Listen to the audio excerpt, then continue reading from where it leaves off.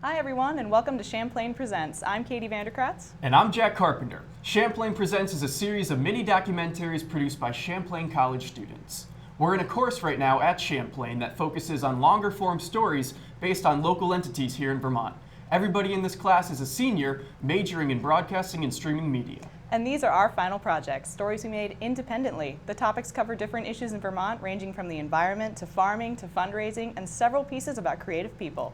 The first story we'll see tonight was made by our classmate Gabi Blanco, who interviewed a woman in Burlington who's an artist and focuses on art therapy. Hello, Gabi. Hello. Thank you for joining us today. Yeah, thank you for having me. So tell us a little bit about your piece. Who is the lady that you worked with? My piece is on Champlain College. And it's on art therapy? Yeah, she's an art therapist, but she's also an artist and a community builder. Now, do you know what art therapy is exactly?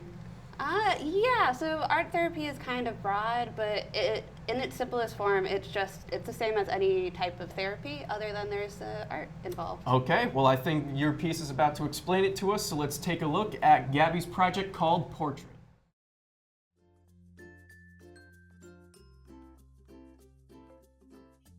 I know you. Yeah.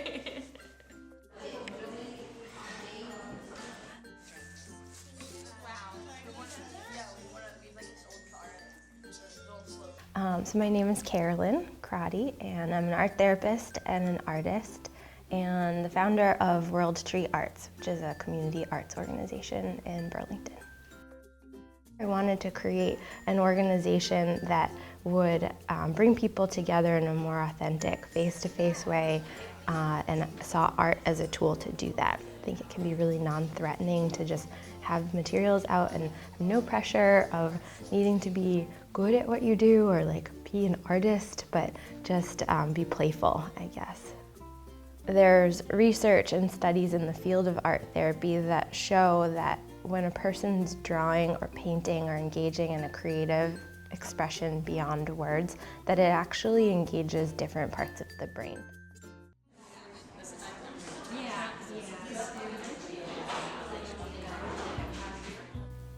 Yeah, so art was always part of my way of being, I guess is one way to put it. My mom always tells a story about how when I was a baby, a little one, that even before I could talk or walk or crawl, I was drawing.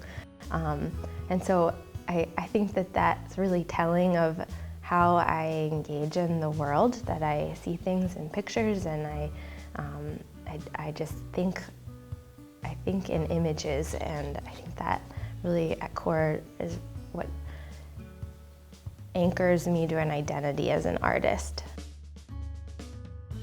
So the types of art that I personally like to do really varies depending on a lot of different factors. Right now I've been really into mixed media and collage and using torn paper, scraps of fabric, along with acrylic paint.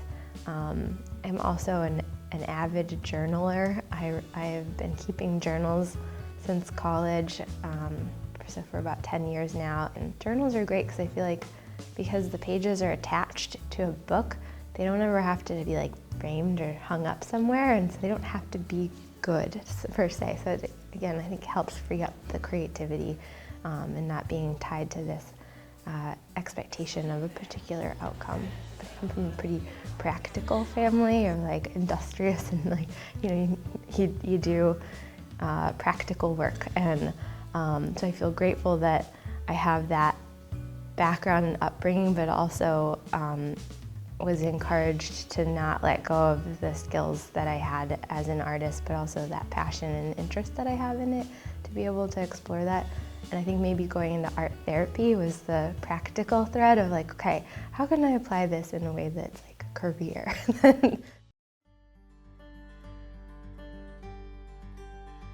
It was a perfect fit, just in terms of blending my love for art and creativity, but also people's stories. There's no right or wrong, and it doesn't have to look like anything or look good. It just is an expression of where you're at right here, right now. And being able to honor them by listening, but also help people in terms of living the lives that they want to live. I'd like to invite you to make a painting using colors, shapes, lines as symbols of what that experience looks like. Like what do you hope for on the horizon? And how art could be a tool for that, I was hooked. Being done with what I'm doing and just being fed up with where I am. Yeah. And then I guess it gets a little lighter as I think about my future. So coming from Boston originally, I really saw a common thread of people who found their way into counseling or needing more, I guess, intense mental health treatment all seemed to lack a sense of belonging and community and connection. I noticed too, it seemed like you started with that here and now where you're at and then jumped over to this scary part. I wanted to create an organization that would bring people together in a more authentic, face-to-face way. Say that red to me has always been kind of angry and like angsty. Yeah. And where we tend to communicate with words from our frontal lobe, which is like our reasoning center. People who have mental health issues, extreme mental health issues, tend to have some disruption in that reasoning center. And since art can access both the reasoning center but also this like emotional animalistic brain and like these other regions, spatial regions, all of those places, it can become a really corrective tool. So if you ask a person to maybe draw about what they're feeling as opposed to talk about it, they gain a sense of personal understanding of their emotions that they might not have gotten from just talking about it. So that black area, that unknown, being challenging too because it's scary. If you were to zoom in. As an art therapist, there's a belief that different materials and art processes can evoke different skills and emotional experiences.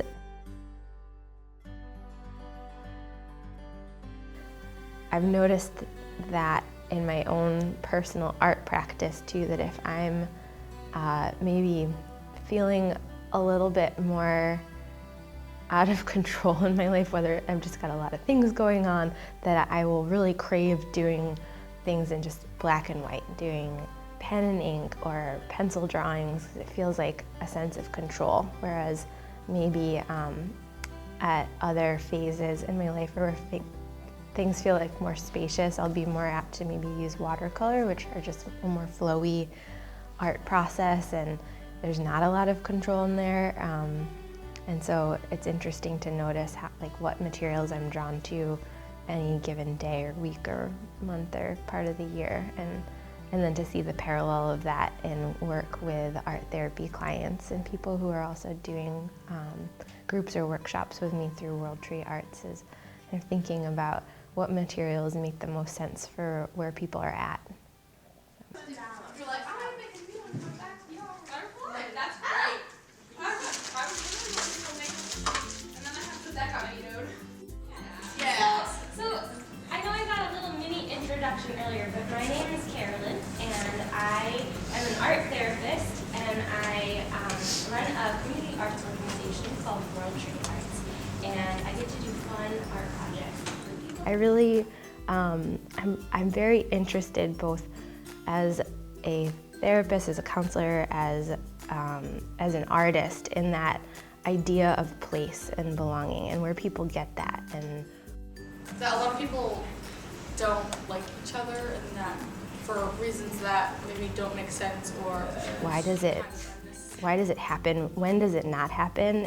My name's Carolyn. I think what makes me awesome is my quirky sense of humor. And I guess I use art personally, but also in creating group art experiences to explore those themes of place and home and belonging and community, because I just think it's interesting. It's like, I guess it's an innate human quality that we all come from tribes in a way.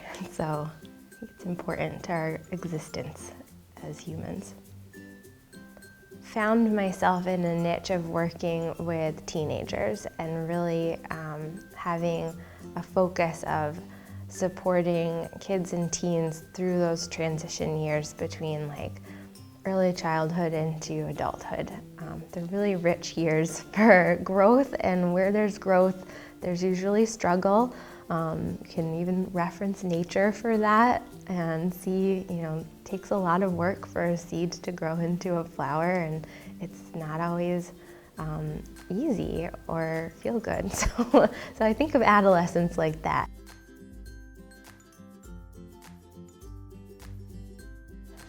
Just in this group, in this little room that we have right here, all the different perspectives and ways of visioning the world into a place that you want to live in. Whether it's filled with glitter, or filled with color, or filled with tissue paper, or trees. There's so many different ways to look at it. So I hope with World Tree Arts to kind of level the playing field more too, and being able to say like all the art matters regardless of whether it's worthy of a museum wall or your refrigerator or the trash barrel. It still has value and matters because it's the act of creation that is really what I'm most interested in, less about the product. In terms of a day in the life now, I see a handful of clients, private art therapy clients, doing home-based counseling. So World Tree Arts has a vision of being a mobile art studio, community-based art making, and so art therapy in that capacity is less about you have a problem, let's fix the problem, and we'll do it in this way in these number of steps for this amount of money, and let's bill your insurance and handle it in all that way, and more about let's make art together and create a healthy community, because when we're creating things together, we are feeling good about ourselves and feeling connected and creating change in our community and strengthening just the fabric of where we live.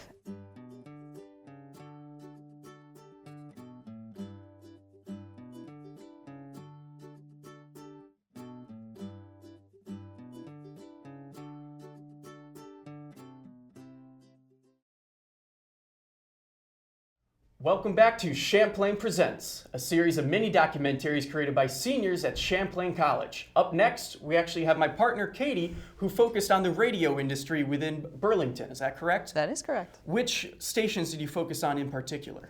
Well, I focused on a company called Vox AM/FM, and their stations are Planet 96.7, Star 92.9, and ESPN 101.3. What inspired you to make this your documentary? I just kind of wanted to showcase the way that radio works in the broadcast radio industry in a world where people have Spotify and Pandora and are going to streaming media for their music instead of turning on their radio, and just kind of show everybody what they do behind the scenes. Okay, well, let's take a look behind the scenes of the radio industry in Burlington. We evolve. The music has changed quite a bit over the years. The content has changed. The way that we are on the air has changed over the years because we're molding to society. I think what we have right now in this company and in this cluster is totally solid. I think that we all do really, really well. And if not, we're still having a lot of freaking fun, so.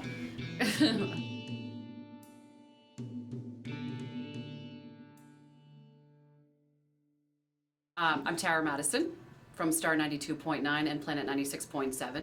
I do all the graphics for the station websites, and also quite a bit of social media, which is now a huge part of the job, Facebook, Twitter, and Instagram. I started radio in college in 1991, and that's when it was reel-to-reel and cart machines, and you're queuing up records. Now everything is so automated, because everything is computer generated now, which is great, it's good. But at the same time, that's also taken away jobs for a lot of people in the industry. It's such a small group of people now at this point, that do radio full time, that we are a very tight community. Now there's social media, and that's a huge part, like I was saying earlier, a huge part of the job, where it's not just talking on the air or reaching out to your audience that way. You also have an audience on Facebook, and that audience is different from those that are on Twitter and Instagram. So you really have to do something to mold your direction to all of them, which is hard to do. You know, it is hard to do. And also because there are less people in the industry now, we all wear a lot of different hats. We all have a lot of different jobs. Star 92.9, we are playing the 90s to now. What I think is so important about Vox as a company is that it's locally owned. I think that that's what makes Star as a whole successful. We are definitely geared towards our demographic and live the lifestyle of our demographic. You know, our main demographic for Star 92.9 is me. So I know how to relate to my listener, which is really important, and we all really are, you know. Name's Eric Forand by birth. I go by Eric J on Planet, and been here for at least 6 months on the payroll as of March. It's a 6 o'clock hour in the afternoon drive on Planet 96.7. Hello, Eric J, in for Steve Beats. Coming up, we got music from Jesse J, Mark Ronson and Bruno Mars, Nick Jonas, and Lilywood and Robin Schultz. Plus, we're going to go to the beat in the street, get the latest going down in Hollywood, all after Ed Sheeran. Here's Thinking Out Loud. Part-time DJ, both for Star 92.9 and Planet 96.7. I was hired for Planet first. The thing, too, that fascinates me about radio is that it's a personal medium. People don't listen to the radio in groups. You know, you're listening to it like doing your dishes, if you have a radio in your house, or, well, you know, when you're commuting somewhere, you're from work to home, or you're running your errands, you're listening to the radio. So the DJ is, very much reaching out to the person wherever they're at in life, no matter what they're doing, what they're going through. That the DJ's there, and they're a part of it, which is really neat. And, it's kind of hard to imagine at the same time because you're talking to this thing. There's no face. You don't know, who it is. You don't know who's listening, or if in fact anybody is listening at that time. But you're there. You're there, and you're a very intimate part of that person's life when they're listening. Who's that? The way that I see it, radio isn't going to go away. It never will. It will change. Planet and Star both have, their apps where people can choose their music and, submit requests. Hey, what's up? I'm Kat. I love being on the air, meeting artists, and helping with events that support the community. Hey, it's Eric J. I've been with Planet. And I think, smartphone, compatibility will come into play. I think that would be, a key method for staying relevant. And people, you're going to want to have somebody behind the mic who gets people who understand, what's going on. Staying on top of the trends I think, will be key. I think that's something that the people here, say for myself, are pretty darn good at. I think of Slater, I think of Stevie Beats, Tara, J-Fo, everybody else, Mike and Mary, everybody here in the building does it, and that's why I feel everybody here in the house, we've got great people here to do that. Hey, I'm Slater, Program Director and Operations Manager. I'll do that again. Hey, I'm Slater, Program Director, Operations Manager at Star 92.9 and Planet 96.7, and also 101.3 ESPN. And I wake up way too early in the morning, 5 to 9, on Planet, and tell things that are true and usually not true. What's good? It's Stevie Beats back at it with the afternoon drive. Coming up, we'll get your Throwback Thursday requests in with Planet Control, count down the top 3 at 3, and get some movie passes in your pocket. It's all coming your way during the afternoon drive as we kick things off today with Hi, I'm Stevie Beats, and I work for Planet 96.7. I'm the afternoon host as well as the assistant program director. But it's been a really rewarding experience seeing the station grow from something this big to what it is now. Talking for a living, which seems like a ridiculous job, is actually something that I loved just because I got to connect with people that I didn't know what they looked like, didn't know anything about them. While people are on their way to a job they might not like, it gave me an opportunity to take their mind away from whatever they're doing. So if it's playing a song, if it's giving a piece of information, if it's saying a joke, it's anything to get them out of a mood that they might be in and put them in a better space. Social media is very important. We use it every day. Facebook, Instagram, Snapchat, Twitter, just a way to interact with our fans and listeners. So say they're not in the car listening to the radio, they can see what's going on in the studio or if we're at an event. So in 2015, I would say the biggest struggles that radio has, the 20-somethings that are finding that radio isn't connecting the way it used to be. 10 years ago, social media wasn't as diverse as it is today. Radio changed from just being radio to being every social media, from Twitter to Snapchat. Now DJs, I Snapchat in studio. That literal relationship back and forth, you won't get that from a song of having somebody snap you back or Instagram and like your post. Within our radio group, we make sure that we use social media to help us keep the listeners and really gain more listeners instead of putting them off to Pandora, just on to what we have to offer, which is another social media outbranch. So it's just a different way to interact with your fans on an everyday basis. Taylor Swift's on your station for all the hits. We are Planet 96.7. Ryan Matlack, Program Director for 101.3 ESPN and 960 The Zone, Burlington Plattsburgh market. When you work in one of these type of markets, a smaller market, you have a few different responsibilities. And mine is both the program directing side, which entails a lot of scheduling, and then the producing side, which is making up promos, commercials, getting liners, stuff like that. Twitter's a huge social media engine that helps us achieve that goal of really getting people news as quickly as possible. We have the luxury of being the only sports talk format station in the area. So, that's a blessing and a curse, because it also means that the minute we slip, another station might try to start a sports station. It's the constant pressure to be the number one go-to for sports in this market is always there, because we are competing against radio, not just radio stations, but TV stations, paper. It's very important that during commercial breaks, we can be local. We play these things called notebooks, which update people throughout the day on certain teams in the region, out of Boston, New York, Montreal. And that's our angle, because we know that people can get their national sports news from anywhere. We want it to be here, and we want to put a local twist on it to kind of bring listeners in. Social media is huge for sports, because when you talk about breaking headlines, breaking stories, Twitter is really the best way to do it. We actually use Facebook a lot for a sports talk station. Twitter is really number one, but we use both as much as we can to incorporate listeners' feedback and also get news to them. But with Sports Talk Radio, there's really no better way to call in, get your opinion on air, and then, hang up and hear yourself back on the air and hear what the hosts have to think about your opinion. And that's how we can get people involved and get people, when you can get a listener kind of recognized on air, that's going to make them more apt to listen in the future, just because we've given them their opinion, their thought, some attention. And people like that. They want their voice to be heard, and that's kind of the idea of Sports Talk Radio. Yeah, I think social media is very important, and it is the future. Just everyday stuff that we're doing around the station to keep people in the loop of what's going on.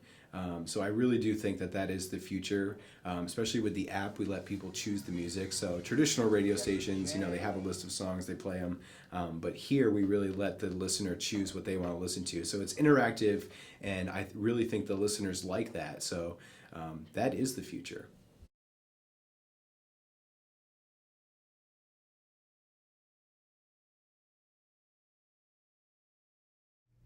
Champlain Presents is a showcase of stories from seniors at Champlain College majoring in broadcast and streaming media.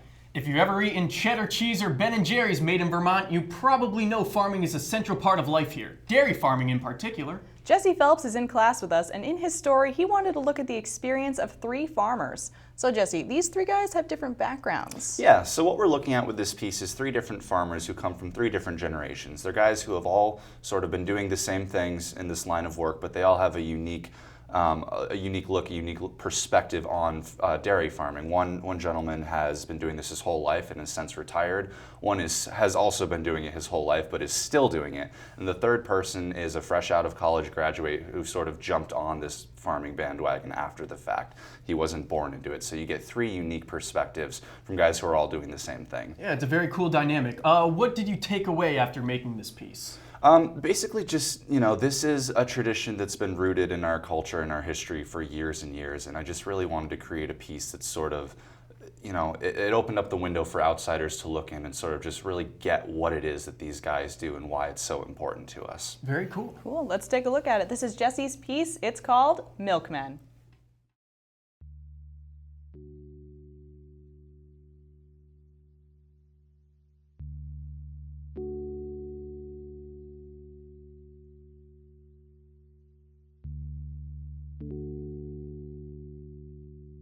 I'm Mike Duffy and from Milton, Vermont.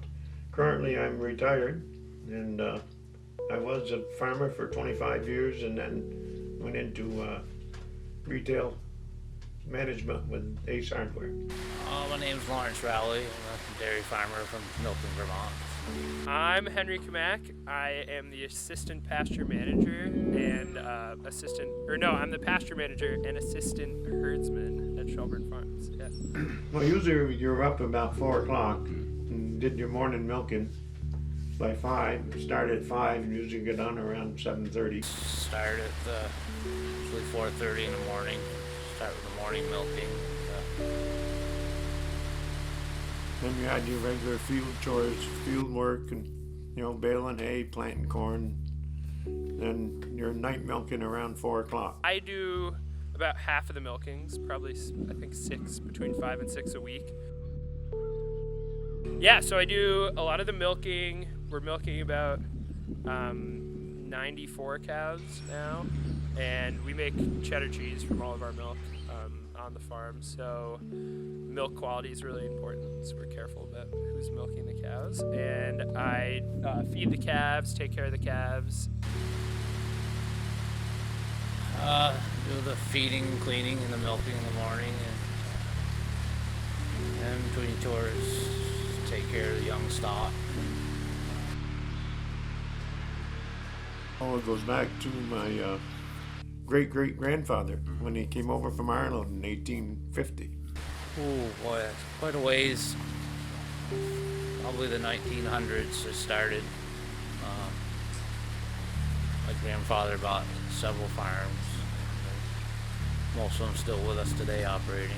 So I grew up right outside Baltimore, Maryland, in the suburbs, and my dad is a business guy and my mom's a lawyer, and so they were a little astonished, but I came up to University of Vermont for college 5 years ago.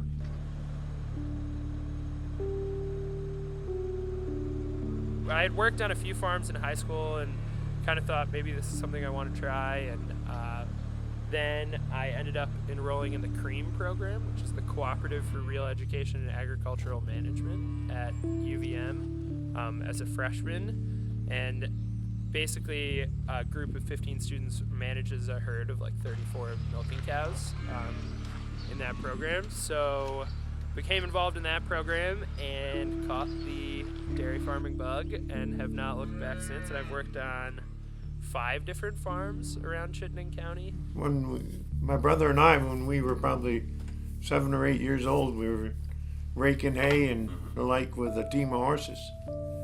And then you went from a team of horses to the tractors, and then tractors, they just kept getting bigger and bigger each year. The tractors are bigger and the machines are bigger, so it makes harvesting a lot easier than it was. You know, we have a big fancy new tractor that we got last year, and that has like all these guidance systems, and it's really easy to drive, all the bells and whistles. Yep. We have a new setup of calf pens that we just got that are made by a company called Agri Plastics. They're a newer design and they work really well. This farm, we're a little different. We don't use as many of the modern technologies as a lot of farmers would. I think there's, you got a lot fewer farms, but the same number of cows. So instead of having a lot of small farms, like you used to have Now you got a lot of bigger farms. It's a very active industry. It contributes a lot of money to the economy right now. There's so many, like probably 600 working farms right now, dairy farms in Vermont. So it's a big contributor to the state's economy.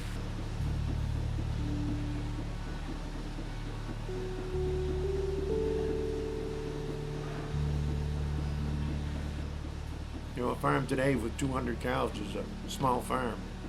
Whereas years when I was growing up, a small farm was 15 cows. It's very active.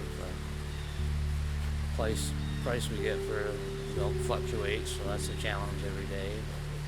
Usually, like for example, in the summertime, cows are outside. You know, they more or less take care of themselves. In the wintertime, they're dependent on you for feed and for any kind of care, water.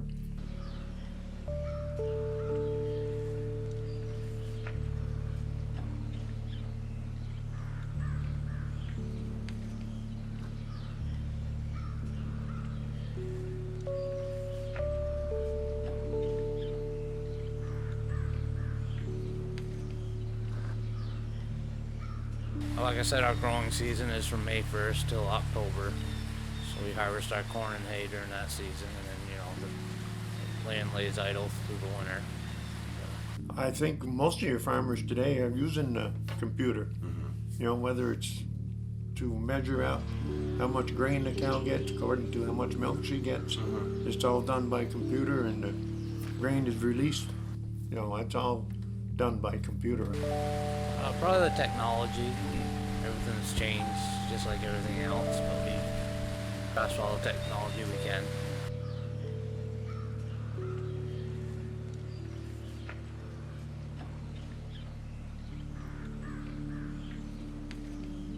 I think it's good now, but it's growing all the time. If you take all your different farms, your maple, your vegetable, your wine farms, it's growing more every year. So I would say competition is really a good thing. There are some areas of the farming industry that it's really difficult, like vegetable CSAs. We've kind of in this state, the number of CSAs that are available is reaching pretty close to the kind of market base that we have, especially in Chittenden County. So I've seen a lot of farmers losing their customers because someone else is offering a CSA for less money or a different model, and I've heard them kind of saying that they're struggling with that. But in the dairy industry, you know what? We're pretty gung-ho about anyone that's trying to start up at this point. You're like, no. It's easier if you're raised on a farm and already have one. To go out and buy one from the start is probably nearly impossible.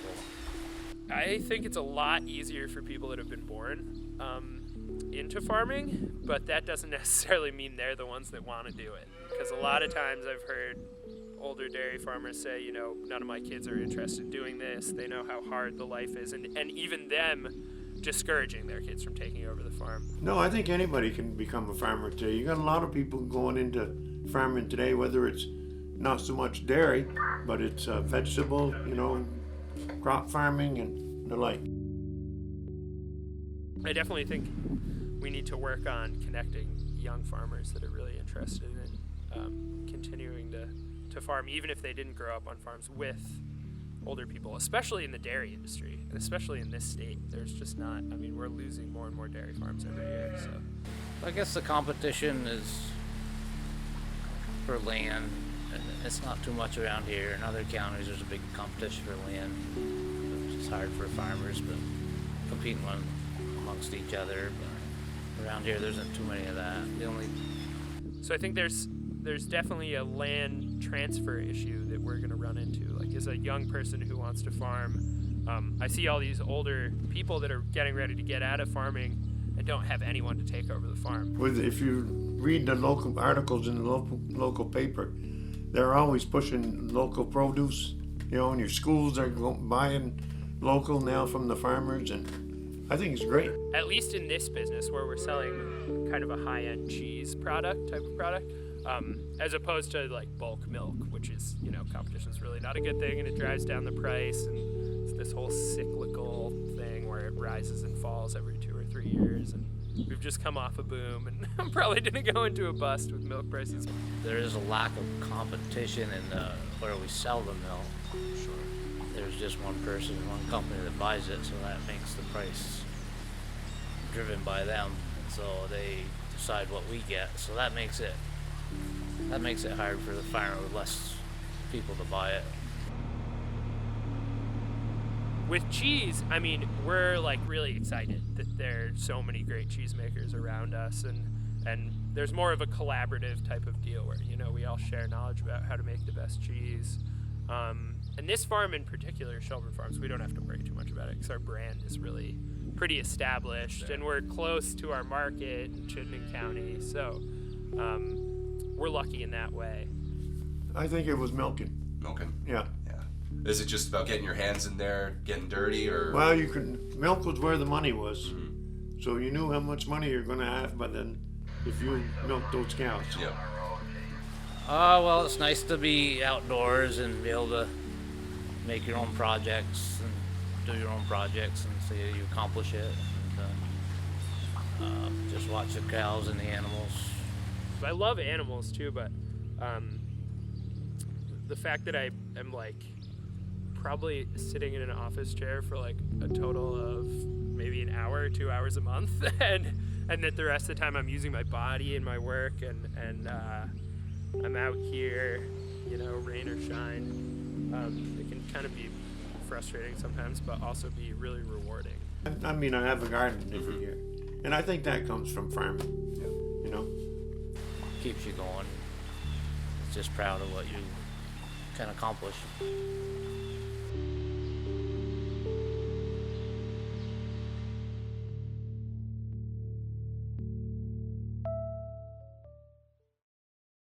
This is Champlain Presents, stories from broadcast and streaming media majors at Champlain College. We have a showcase of stories from seniors in our class.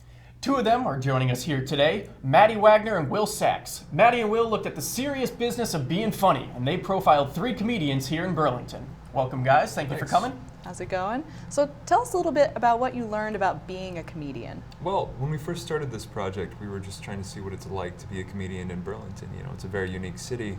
But as it went along, we found that each of them had sort of a common beginning, you know, a pain in their life or something that they had dealt with that they turned into humor.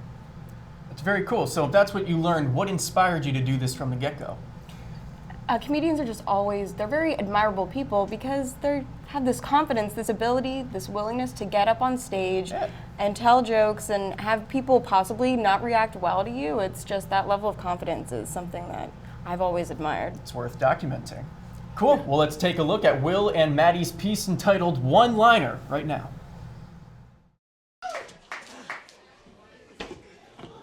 I actually am internationally acclaimed because I have grandparents in the Netherlands and they love me very much. And I caught myself looking at one, you know, like dying raisin on my spoon, and I was like, am I a depressed 20-year-old or like a really health-conscious 45-year-old? Guys, don't take your pants off at an airport. It's just like my first piece of advice. Okay, my name is Anya Volz. I'm 18 years old, about to be 19, and I'm from Rutland, Vermont. I'm Matt Cruz. I have been doing comedy since I was like 13 or 14, and I'm 19 now, and I go to Champlain. My name is Colin Ryan. I am a speaker and a stand-up comedian, and I'm 35 years old.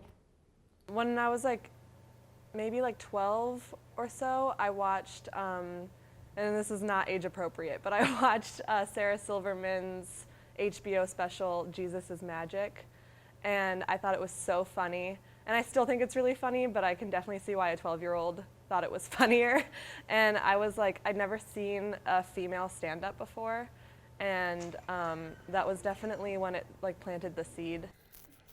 I started doing comedy about 6 years ago, and I took a comedy class, and I only did it because it was like the scariest thing I could imagine doing. I grew up loving stand-up comedy, like worshiping comedians, but never thought I could do it. So when I actually signed up for a class, it was less about maybe I'll be good at this or it'll be part of my life in the future, and more about just, wow, why does this scare me so much? And so when I went to the class, I was like, wow, this is terrifying. Like, that really struck me about the experience, maybe more than even trying to be funny, was like facing a fear. Burlington is not really a good comedy city as it is. Like, it's a good comedy city, but you know, no one moves to Burlington to do comedy. People move away from Burlington to do comedy. And so I feel like, you know, everyone sort of is like on the same page about that, or like we all really want something bigger. And, you know, here you have to like work harder and do more searching to get something bigger. You know, speaking of like, you know, skipping 25 years of my life, I've been thinking about like kids a lot lately for some reason. And I decided that I'm gonna be like not a shitty parent. So I'm gonna be good, and I don't care. Like, I think, you know, what I mean by not a shitty parent is that I don't care about like the decisions my kid makes, as long as, or not decisions, but like I don't care how my kid is as long as he's not like, you know, doing heroin. So we're just not gonna live in Vermont. But I think that comedy is a way to talk about the human experience, and to be on stage is to kind of put yourself in this vulnerable place, and everybody kind of relates to that. And then it's to sort of face that fear, I guess. But more importantly, it's to find ways to say things that people laugh and people respond to. I really like when stand-up comedians can talk about like just like personal or taboo things, like things that make people uncomfortable in day-to-day conversation. And like there's just something so satisfying about like, you know that you couldn't say this at a dinner table, but here you are saying it in front of like 50 dinner tables. I do think it's the ultimate excuse though. Like if you don't want to hang out with someone, you're trying to get out of plans, like, oh no, I'm sorry, I can't that day, I have to get an abortion. Like you're out of those plans, there's no follow-up questions. They're like, got it, you have a lot on your plate right now, like we're not gonna go out and get pizza on Saturday. Joke's on you, Planned Parenthood isn't open on Saturdays. I just don't want to hang out. And there are like, and some comedians have jokes about like family members dying, or about like things that if you were to just bring it up in just like like in a casual conversation, it would be uncomfortable. My first joke, I don't tell it anymore. It was, I was like, it was either 12 or 13 when I wrote this. It was about what I want to have happen to me after I die, like, you know, with respect to like burial or cremation. And so I said that I would like to be taxidermied and put in an easy chair reading the Bible in like my children's house, so that my grandkids would just never know that I had died, and they would just, you know, live in the impression that they had a live-in grandfather who just read the Bible all day. And I don't tell it anymore. I think I end up more understanding of what I was going through after having done jokes about it. I got my associate's degree this past semester, and I didn't want to go back to school because I was like, I want to invest my time in stand-up. That doesn't necessarily mean I want to be a stand-up, but I want to be in comedy forever, and this is my version of college right now. My first joke I ever told was in that first class, and I kind of went up on stage, and because I was really afraid, I decided to talk about fear. And so I said, can I tell you all the most useful piece of advice I've ever been given on overcoming a fear? It was in elementary school, and our teacher had us write the phrase, I can't, on a piece of paper, right? I, lowercase c-a-n apostrophe t. And then even though we were new at like working the scissors, you know, she had us cut off the apostrophe t. Powerful, right? So now whenever I'm intimidated, I remind myself, I car. You know, everyone has kind of a couple things or one major thing in their life that they didn't really plan for, or that they hate, or that they're embarrassed of, or that they feel like they didn't deserve. And that thing is what makes a person as an individual really special. And you can choose to do with it what you want. Like you can grow from it, or you can bury it away, or you can joke about it. And so I think that's what makes individual comedians unique, is when you can talk about your bad thing. I started seeing a chiropractor in Burlington because I just moved here and I can't just drive back to Rutland every time I need to be adjusted. So I went there and I told him about my scoliosis, and he was like, okay, and he checked out my back and he was like, your scoliosis isn't that bad at all. Your chiropractor in Rutland was definitely over-exaggerating. It's fine. However, we do need to work on your crummy shoulders. He said crummy shoulders. Is that the technical chiropractic term for low self-esteem? So anyway, my favorite joke to tell is probably the newest joke, whatever the newest joke is. A new joke feels so much more satisfying because it's risky, As cliche as it is, I think dating is really stupid, and I try really hard to make jokes about dating that aren't dumb, I like joking about like social interactions, and just times when you fuck up in trying to interact with someone. Anything self-deprecating is funny. Personal trauma is a really good one. If you have a unique experience like that I guess would affect your life otherwise negatively, and you can kind of transform it into art that not only brings people together but makes people happy. I think that's really great and special and fun. So yeah, particularly it's because there's been a lot of the religion in the news lately, and with the people saying their gay kids can't live at home anymore. And I just think that that's really fucked up, and I'm not going to do that, because I don't care whether my kid is gay or straight or anything, or trans.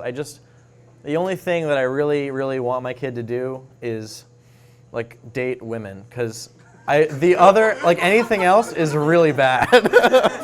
I would rather have a lesbian daughter than a straight daughter, just because it means that I have to do a lot less work as a parent.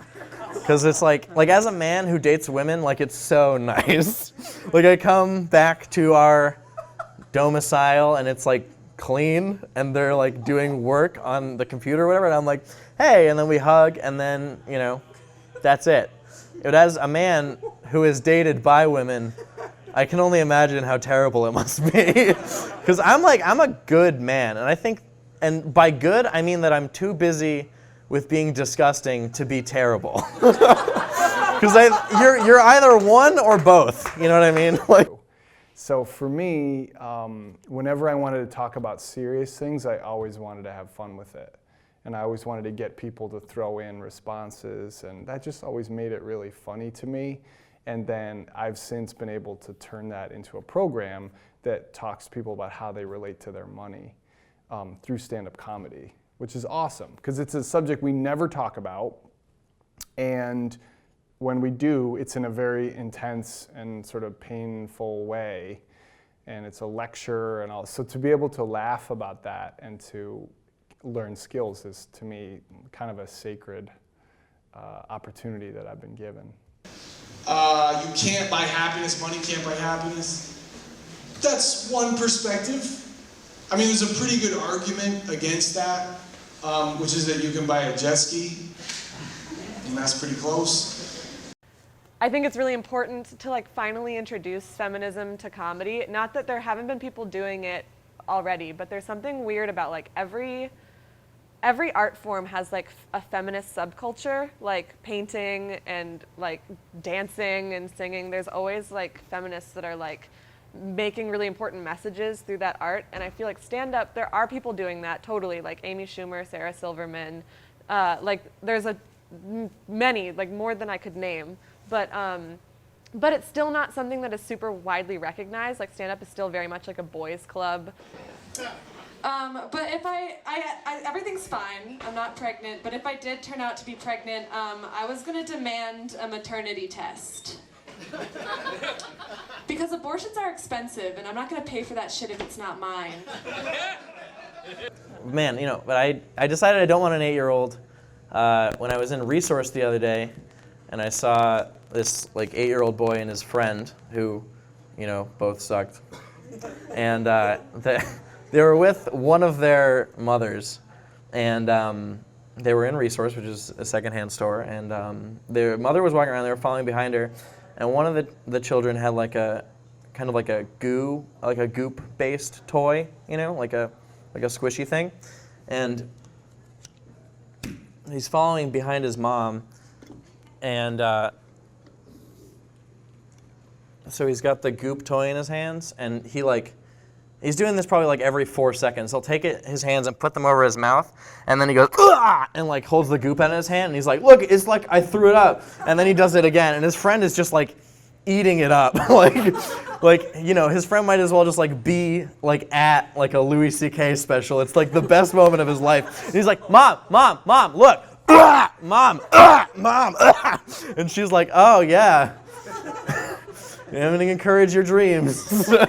And he just keeps doing the thing, and then his friend is like, "Yeah, give me it," and then he's like, "Am I doing it right?" Yeah. And he's like, "No, you gotta do it." Ah! And it's they just go back and forth with this some strange alien tennis for literally 7 or 8 minutes. And the mom, I've watched reality TV, and I've never seen someone want to kill themselves more than this poor woman in Resource with her son and his shitty friend. I like to say that when you are an awkward, blurting person, comedy is very easy for you, and real life is very challenging. Brilliant. Cool. All right then. Well, Cool. Done. Very lovely. Maybe I'll do the abortion joke tonight. Oh, cool. Yeah. If you wanted to, so I don't, so it's not just me awkwardly being oh.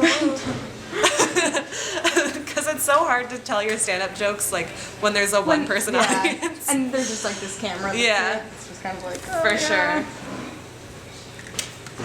Cool. Well, awesome.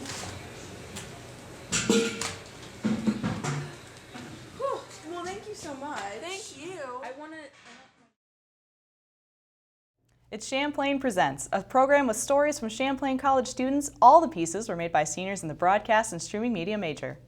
Warning, you're about to see some bugs. Big bugs, beetles to be exact, and they represent a threat to our forests in the northeast United States and Canada. The question is, what kind of danger did they pose here in Vermont, especially to our precious maple trees? Our classmate David Schmidt created a mini doc on concerns about the Asian longhorned beetle. Hi, David. Hey, guys. Hello, David. So the Asian longhorned beetle, what's the issue? Well, it's not actually in Vermont yet, but it is in neighboring states, and it poses a pretty serious threat to the maple industry, the foliage season, and all sorts of other economic factors that Vermont has. Because if they come in, they're going to destroy the trees, correct? Exactly. So what inspired you to focus your documentary on this issue? Well, I'm from Vermont. I grew up sugaring with my dad and brother with just 10, 20 taps, and this piece actually follows a sugar maker that I went to high school with. So I wanted to highlight, the potential dangers that we do face with this bug. Very cool. Let's take a look at the potential dangers of the maple industry here in Vermont.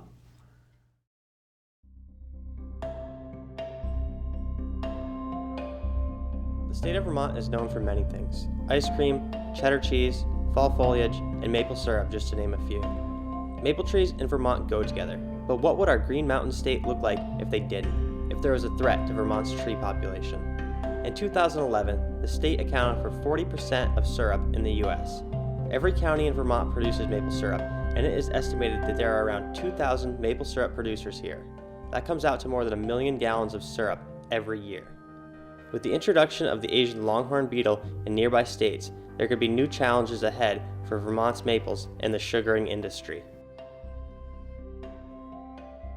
The Asian longhorn beetle is an insect. It belongs to a class of wood-boring insects, longhorned insects that eat trees.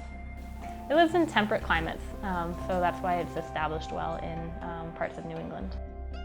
I first got into sugar making in high school. I went to Hanford Career Center, where as a student there I was able to go and work with a sugar maker and help him during his season. So from there my parents bought a small sugar works in 2009 and we started sugaring in the season of 2010. My father has done it as a kid with my grandfather and my uncle. Never to the scale that we do it now, but they've done it for quite a while.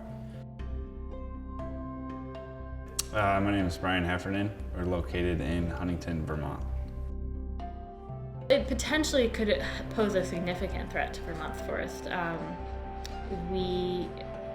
Vermont's forests are heavily made up of the host trees that the Asian longhorn beetle can survive on. And so sugar maple is one of our main species here in Vermont, and its preferred host food is sugar maple and other maples. And so if it does come to Vermont, it would find a lot of suitable host species.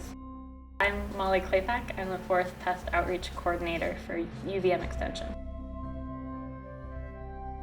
Our state is very forest-based. We have a lot of economic factors that depend on having healthy forests, from our sugar maple industry to our tourism industry, our leaf peeping, our ski areas all depend on having a beautiful landscape and healthy forests. So the impact that a pest like this could have would be dramatic.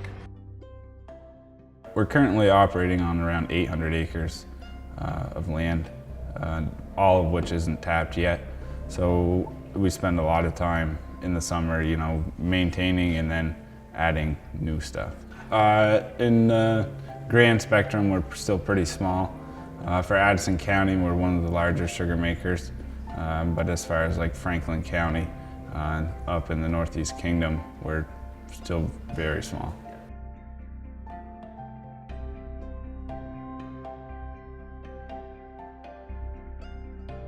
There's a lot that we do year-round as far as maintenance. We try to be in the woods, every day, just thinning out brush, replacing tubing, just fixing things. There's always trees and stuff that fall down. We have to repair pipeline and keep everything up and ready to go. Basically, we go through, we tap the trees. Once the tree is tapped, then we kind of wait for the weather to come. From there, we'll turn on vacuum systems to pull vacuum on the tree to help produce more sap. And then, every day we're out in the woods checking for leaks, trying to make everything as tight and efficient as possible again. And then from there, it'll come down through our pipeline system into our extractors and dump into the tanks. From the tanks, it'll then go through a reverse osmosis machine, which will take water out of the sugar and it'll make it more sweet so we can boil it down faster. From there, it'll be boiled in the evaporator behind me and then filtered through a filter press and put into drums. Currently, right now, we're producing about 165 gallons of syrup an hour. The thing that everyone can do is to stop moving firewood around. We need to change the culture in our society around moving firewood. We need to make buying and burning local firewood as natural as we've tried to make recycling or energy conservation. It's just not something we should do anymore. So buying and burning local firewood is the best thing that everyone can do. The next thing that everyone can do is to learn about the insect and learn what the signs and symptoms of the insect are. Because these insects are so hard to spot, they're small and their signs are subtle until they've reached a critical mass, that if we can educate the public so we all know what the insect looks like and what they do to the trees, the better our chance to find an infestation as early as possible, so that we can detect it early, have a smaller population to deal with, and have a better chance at a successful eradication effort. So the bug itself is quite big, so that's great. So if you see an adult bug, that's an obvious first sign. But since the bug spends more than half of the year inside the tree, other things to look for are the feeding of the larva inside the tree will stress the tree, and so it'll start looking unhealthy. The top branches will start to flag, the leaves will discolor to a yellow or red color before fall time, and then the upper branches will start to die. So if you see a tree that starts looking unhealthy, it's something to look out for. Also, these bugs, they eat a lot of wood, and so they create an immense amount of sawdust and frass, which is beetle poop. And so if you start noticing a lot of sawdust material building up in the branches and around the base of a tree, that's a really good sign that there might be something going on.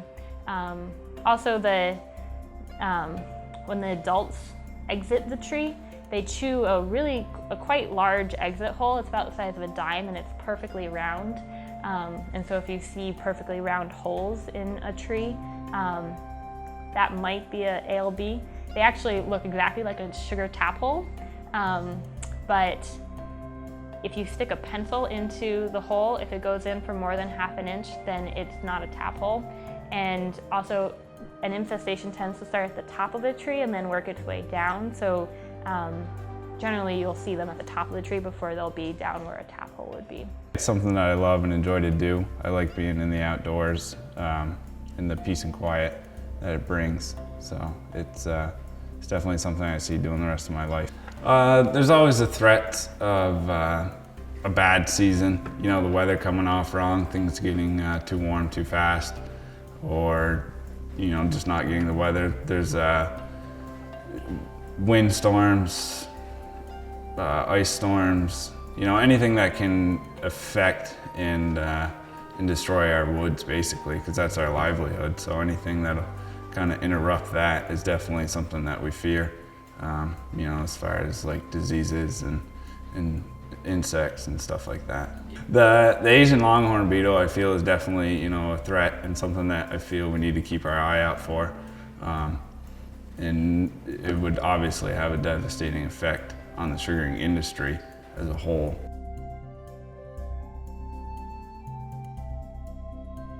I don't really know at this point what we would do or what we could do, but I mean, we'd certainly do anything possible to protect what we have, because it's not something I want to see disappear. The Asian longhorn beetle is not creeping around our maple forests yet. Unfortunately, it is not far away, and we must do everything we can to help preserve Vermont's natural beauty and flavors.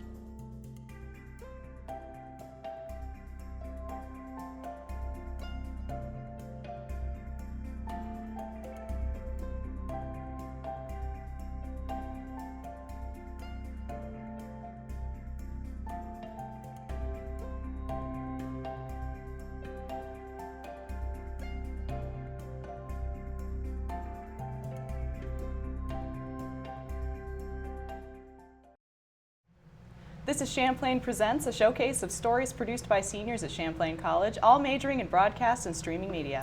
Our next story on Champlain Presents, a piece about silk screening. This story was created by our classmate John Blair, and it focuses on a place in Burlington called Iskra. And now John is here in the studio with us. Welcome, John. Welcome, Hi. John. As we understand it, Iskra is a group of artists that take a more traditional approach to graphic design. Yeah, Iskra is an artist collective, so it's a group of artists, teachers, and students that all work together to create posters and pieces of art using a traditional medium. So what inspired you to make this into a documentary? I've always liked silk screening. I like the actual having to work with your hands to create a piece, and I also like the imperfections that you get through the medium that you can't get with digital. Wonderful. Well, let's take a look at the behind the scenes of silk screening in Burlington right here. The Russian word iskra translates as the vital spark, symbolizing the inner spiritual spark that ignites change. But to change does not always mean to advance. My name is Leo Listy. I am a screen printer. I try to run this place. This is definitely can be as ghetto as you want it to be. And it is, but the beauty of it all is the problem-solving aspect and finding these issues that come up and then solving them is very satisfying. Welcome to Iskra, a studio where artists and designers come together to experiment with screen printing. It's home to people working in a medium that to some might seem quaint when compared to modern standards. I kind of fell into screen printing, sort of a crude old method, and it was great. It was fun. It was like challenging because we were doing 16 color prints. And it was like that, to me, I'm like, who does that anymore? I always like to do things hands-on. So that's kind of what originally drew the interest for me. After a while, sitting at a computer can be a little tedious. Screen printing is hard work. It takes hours just to make a single run of prints, and they don't always come out as planned. I mean, it doesn't sound perfect, but what is perfect, really? You know, nothing. Like, if you're seeking perfection, it's going to be a difficult place to be. You know, you're printing a certain number of the same print, but each one's going to turn out a little different. You're going to have some that turn out exactly how you planned, which is great, and then sometimes you have happy accidents, which is even better. We all seek perfection, but we all know that we're human. We make mistakes, and that's the beauty of screen printing. It sort of mirrors life. There's mistakes that happen, and there's like happy accidents that you need to learn to appreciate and then embrace. I kind of fell into screen printing. Like I took a class in college, found it really satisfying to make something. There was a lot of process involved, but for some reason I really appreciated that and loved all the planning that went into it.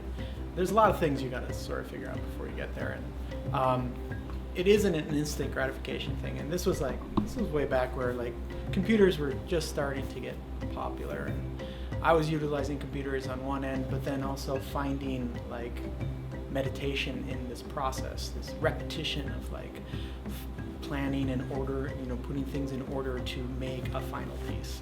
So there's something about that process that was really, that the allure was like this repetition that allowed me to sort of almost meditate and then like create a piece of artwork that you held in your hand that like took quite a bit of work.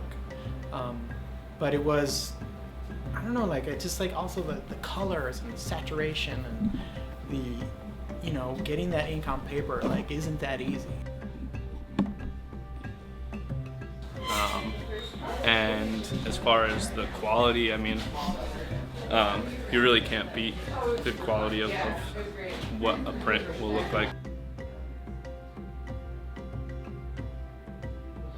The beauty of screen printing that really kept me there was the fact that you can get this beautiful saturation and you can mix colors that are better than the usual magazine printout or litho offset print or digital print or what have you. I mean, I've become well versed in all those aspects of printing, but I keep going back to this old method of screen printing, getting your hands dirty. And there's something about that that's so much more gratifying. And as I progressed through my career, I started doing more graphics, more product graphics for snowboard graphics, and then took my knowledge and applied it there.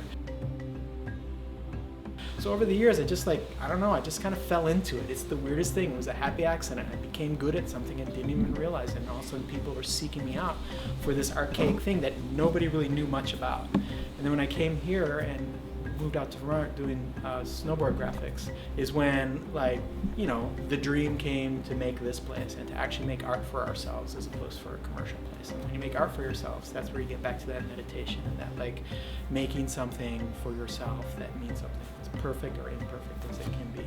And I still love it. I love making with my hands. I love getting dirty, and that process really does bring some sanity to just creating in general, repetition. When I get up on the table and I'm printing my hand, I start messing with it. I start fucking with that shit. I'm just like, I start doing stuff that's wrong, that everyone will teach you, like, oh, no, that's wrong. But I'm like, oh, no, that's a unique mistake. Now I'm trying to make mistakes that are cool. So, like, I love that. Yeah, the hand, like, you really start to play with it. And that creates fun and excitement for me, at least. Focus of this class is experimentation. Every class we're teaching a different way of doing a screen print, and then I'm pushing experimentation hard. One class is a whole session of like how to do things in the screen experiment, everything from drawing with chalk, crayon, pencil, and stuff right in the screen to make a transfer in monoprints. But the whole mentality that I try to get everyone into is like, don't think, just experiment, just do it. Reflect on it afterwards. That's how it works. You sort of reflect on it, think about what you could have done differently maybe, but if you stop in the middle and start questioning yourself, you'll never get there. Especially the designers of the world, they got to make it perfect. They got to figure it out. They got to have it just figured out, all of it. And then they get to printing and they're like, oh wait, this is not what I expected, and they get all hung up and then they don't make anything. So I'm always like, no, just make it. Get over the hump, get it done, and stand back. And you might be surprised. You might actually like that thing that you didn't expect it, or you might not. But that's okay, that's your time of reflection, and then you can do it over if you had to. Or next time, learn from that experience and build upon it. This is what this place is a sanctuary for you to get lost and do things for yourself. They don't need to be perfect. And that's hard for a lot of designer types. I'm trying to get them all off the ledge. It's really hard for those people. And that's why in the end, they're like, oh my God, what a relief. You forced me to not overthink this. There's a blessing in that. And I know I'm not gonna stop you from anyone from overthinking, especially designer types, because that's what they're trained to do. It's fun. This is a unique thing, and we're trying to like expand upon the idea of having classes and teaching people so that they can continue to teach. We want my whole idea of this is just like I want everyone to learn and then turn around and teach another person, and create a community of artists in this town that I would be so proud of if it really does blow up. And it's slowly blossoming. I don't like to rush into things too quickly because then it just kind of it may blow up in your face. But slow evolution, I believe in, and a lot more people are getting into it, and we got a good crew of people here already to take the baton and teach the next session of classes. And I think there's a lot of people out there that want a screen print. As is evident with the classes, there's a lot of interest. And it's just, I don't know, just like the more people that do this, I think the more people are gonna get into it and spread the word. We're trying to teach every aspect of screen printing so that people can really embrace the hand-done quality of it. And then also on top of that, we just want people to be here making art as a group. I want the community, I want it to feel like a community of printers that really embrace this thing. It's just like, it isn't one person that's running it, it's multiple people that are involved and stoked to be using this place and are running it together. You know, and that's what I'm looking for. I'm looking for this community, and I think we have a really good group of people here right now that are ready to do that. And I'm really excited about that. And then the idea is to continue to add more and more classes. As more people learn, then we'll, you know, knight them as teachers, and they'll be responsible for teaching a class. And then eventually, who knows how big this can get.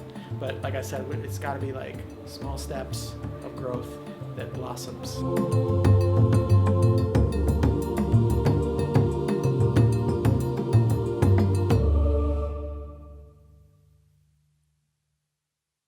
Champlain Presents is a series of mini documentaries, all produced by students at Champlain College. Our next documentary was produced by our classmate Cory Sweitzer, who documented his friend's potentially life-threatening snowboarding injury that almost had a huge toll on his life. So let's talk about that now. Welcome, Cory. How's it going, guys? Thanks for having me. It's going well. So what inspired you to make this documentary? So I met Max through my college roommate, Wyatt Mosier, and a couple years ago he had a really bad snowboarding accident at Killington Resort in Vermont, and people thought that he might not ever be able to walk again. So my piece just kind of focuses on his road to recovery and everything that happened after that day. Cool. Well, we're looking forward to it. Let's watch the story on Max's recovery right now. The first day in the hospital, I was like, I am never snowboarding again. But that was just kind of shock. Like 3 or 4 days after, I was like, all right, I'm gonna snowboard as soon as possible. I don't even care that my legs don't work right now. It's the only thing on my mind. I was born in Rutland and spent my entire life growing up in Killington. I didn't really realize how awesome it was until a few years ago when I went away to college and realized how much I missed living in a mountain town. Busy. He was very busy. He thought if you weren't doing something, you were just burning daylight. You know, at 7 o'clock at night, he would be ready to start a big project. So I have not always been a snowboarder. I started skiing when I was 1.5 in my parents' backyard. Randy and Max, my older son, they weren't walking. They were basically, we put them in ski boots and snowboard boots, and they could do that probably before they could barely walk. I got into snowboarding almost 100% of the time in 4th grade. That was when I was really sick of ski racing, and I had friends on the snowboard team, and they're just like, yo, come come join us, come hang out with us. We have way more fun than the ski racers. I don't remember meeting Wyatt. They were together since they were born, pretty much. In the ski shop, everybody thought they were twins. The swim instructor said, "You're lucky they're cute." They were a handful. We were both just out of control, and I don't know, we had a good time together. We were wreaking havoc wherever we went. And Max is my best friend for sure. You know, I love the kid, you know, do anything for him. And when I had my accident, having him be there, I'd be like, yo, we've been doing this shit strong for 19 years, you know, don't go anywhere now. Like, still got a lot to do, a lot of fun to have. So it was right over Christmas break at the first stop, and so I was working at his parents' shop. I would go to work in the morning during the rush, take a couple hours off midday and go snowboarding. That's where I met up with Max, who's out on the mountain. I was snowboarding with 5 or 6 of my best friends, having a great time, kind of going everywhere with no cares. I decided to duck a rope. You know, you were coming down by Superstar and ducked over to Ovation, coming down to K1 base, and we got on the trail and it was nice snow, man. It was untouched. Wyatt and I just sent it off this jump. And it was right over the pitch, so we both just flew. And I was a little bit in front of Max, and I got back seat and just blew up in the snow, and I looked back, and there's Max coming down right next to me, and just blew up right next to me, and we just erupt laughing, you know, having a great time. Wasn't the smartest thing to be doing, but that was really awesome, and we're all right. Nothing can stop us now. So I just took off down the hill, you know, and I got down to the bottom and looked back up, and Max was just in the snow down, you know, and I was like, oh, he just took a tumble of bail, he'll be good. And it was poor visibility. I was going way too fast at this point and ended up hitting a water bar right at the bottom of the trail. A water bar is essentially a ditch running diagonally across a ski trail, or, you know, really any open face of land, just to prevent erosion. So it'll trap the water and kind of run it across the trail in its own little river system. It had been windswept and windblown, so it went from like 2.5 feet of really nice powder just to frozen solid earth. So what looked flat was actually a 3-foot ditch that Max hit, and his body just buckled on impact. And I hit the snow and rolled over a few times and ended up getting stuck upside down with my head buried in the ground, my feet folded over top of me 90 degrees. We've all been pretty lucky with our injuries, you know, so I wasn't really too worried. But everything just seemed pretty okay. I thought it was going to go right. And then we got up there, and it definitely it wasn't. My first reaction was to move my legs, and they didn't move. I could feel that I was paralyzed, feel that I couldn't feel, but I knew I was paralyzed. He was telling us that he was numb, and I didn't know what to say at that point. Just kind of closed my eyes and started breathing really slowly and just trying not to freak out or anything. So I just looked at him and told him that it was going to be all right, man. And, you know, I could tell that the way he was handling it, it actually was going to be okay. And, you know, obviously we had ski patrol right away after that happened, you know, but it was just it was a long time, not like pinning it on now, but it was just seconds for like ever, you know. I wish I could remember this quote, because it was something one of the ski patrollers said. It was something along the lines of the pain being so bad that you want to die, but the pain being so bad that you can't die and not to die. And it was that quote among a couple other things my friends said that really just helped me, you know, not give up right then and there. And they just kind of took him down, and it was just weird watching him go away like that. It was really weird, even though I was going to go meet him at the bottom anyway, but... Well, Wyatt was working here, and I thought he was calling to say he was coming in late to work. And we just assumed it was the usual broken wrist, a finger, an ankle, something of that respect. So we didn't really panic. They said that he hurt his back. They don't really know what's going on. They're not really telling us. So it was, you know, it was literally your worst phone call. Everything kind of just stops. And Max's dad, Bill, actually drove and beat the ambulance over to Rutland, so he was able to meet Max there. It was unusual because they wanted Max to be completely in charge of all the medical decisions. And when he did arrive, I wasn't allowed to see him, which was a very difficult thing for a parent, not being able to see your son, see what kind of condition he's in. And the hospital was very adamant about not letting me sit in the room with him because he was an adult. I think when I finally did get to see him, and they said they needed to either do an airlift or move him over to Dartmouth,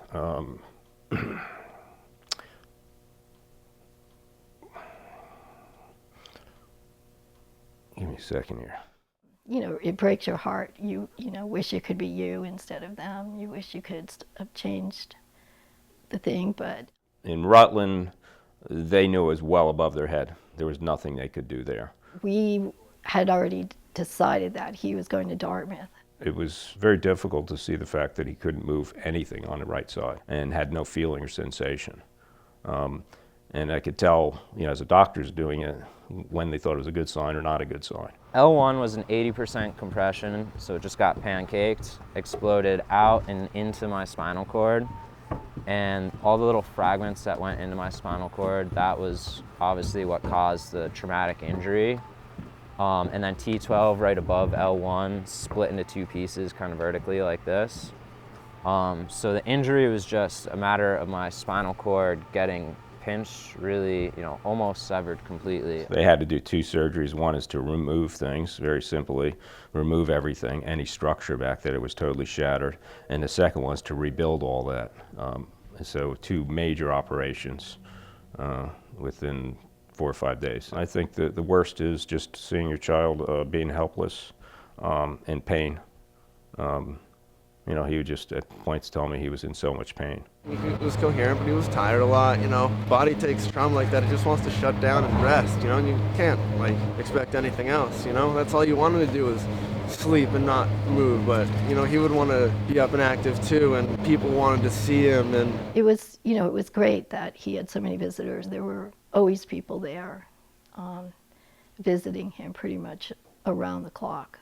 Dartmouth went as far as they could. They replaced all the structure. From there, the choice was, okay, what do we do? We had to, you know, find a rehab facility, and an intense one where it was 3 sessions a day, pretty much 7 days a week. And Spalding was recommended to us, and they had an opening come up. Wyatt's sister and her boyfriend were visiting me in Spalding, and she just was sitting on the edge of the bed and kind of accidentally like got up and her hand brushed my foot. I was like, whoa!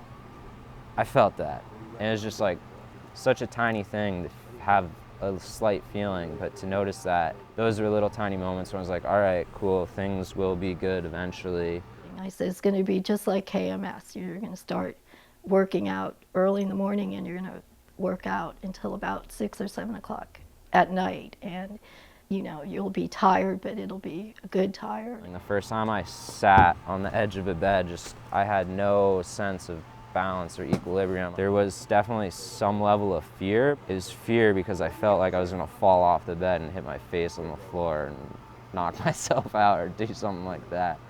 I had an old Polaroid, and even when he was in the hospital at Dartmouth, I was taking Polaroid shots, and every time he could do something, go a little further, he would say, I'll take a picture of this therapist or someone who was helping me with this. The first day I walked, it was between parallel bars, and it was pretty awkward, but just like picking up one foot and like setting it forward, but not really having control of it. You know, my knees were like kind of shaky, collapsing. They weren't pretty by any means, but I was moving under my own power, on my own feet. I think he saw the talent there and wanted to really get as much out of it as he could. Every time they said, we'll do this plank and we'll make you walk 2 feet, he'd say, no, I want to go 4 feet. How far are we going, Max? About 30 feet past that corner. Really? Okay. I think the double doors down that way is 100 feet. Oh, wow. You know, he was making just leaps and bounds there, so it was exciting. Like every day it was something else that I feel like he was progressing through, which was really great. And I think at Spalding, they appreciate the fact here they have a patient that's willing to go a little extra. and get better. And that was probably one of the best decisions that was made after the surgery, is to get him there. The people there were amazing. I had been connected with High Fives Foundation at that point. So they're a non-for-profit foundation based out of Truckee, California, and they serve to help people like me who get hurt doing something, whether it's skiing, snowboarding. You know, they were really stressing, stay in inpatient rehab as long as possible, because you really, once you're out of the hospital, aside from having High Fives, there's no support. The hospital is like, you could go home next week, but we recommend you stay another week just for more therapy. But I had to go home. I chose to go home. I was like. But at one point when he was in the hospital, in a bed and not moving, a friend of the family was there and point blank asked me on the side if I ever thought he would walk again. And I said, no, he's going to snowboard. And that was Max's idea, not mine. You know, they told me, be prepared not to walk. It's like, I'm going to walk.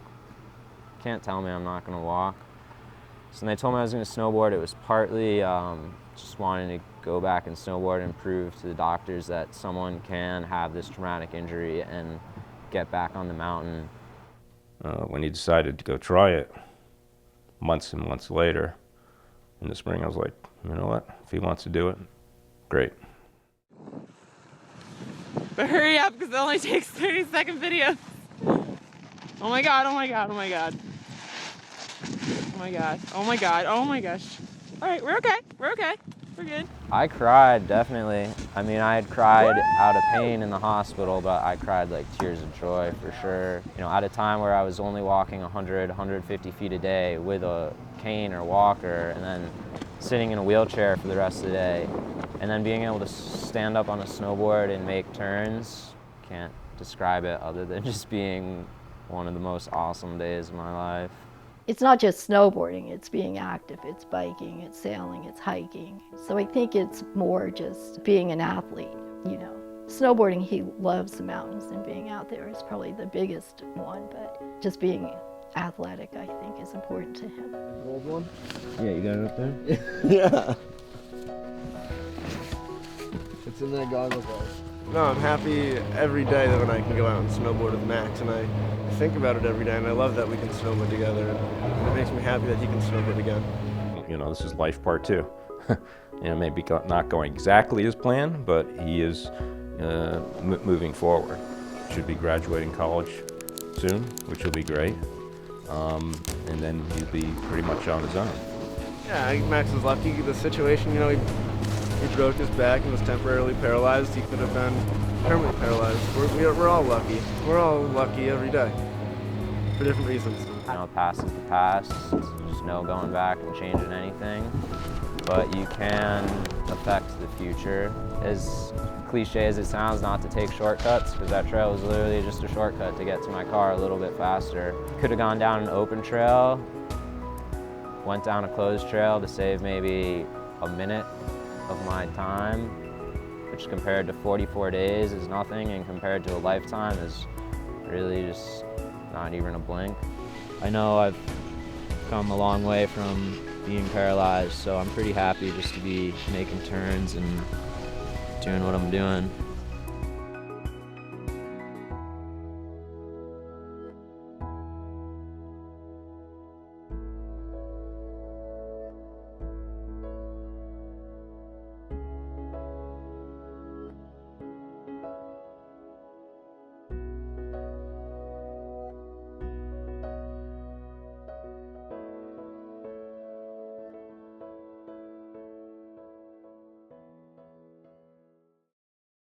Thank you for watching Champlain Presents. And special thanks to all of our classmates who contributed their work to the program. That's all we have for you. I'm Jack Carpenter. And I'm Katie Vander Kraats.